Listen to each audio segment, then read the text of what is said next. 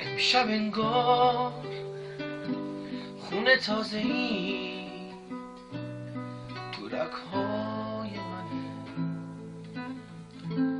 یکی از عمق سکوتم داره فریاد میزنه. منو از جاده نترسون،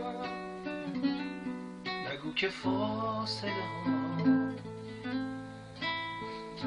صد تا کفش سربی ها،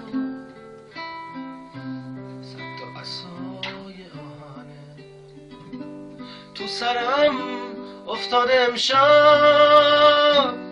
هوس قدم زدم،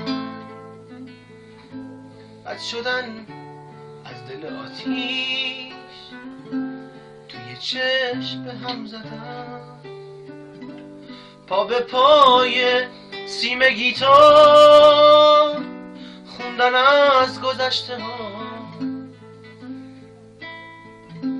تو هوای روشن و پا ترانه دم زدم. نازنین فقط توی همین قفس با من باش، بگو هستی که برم به این قفس با من باش.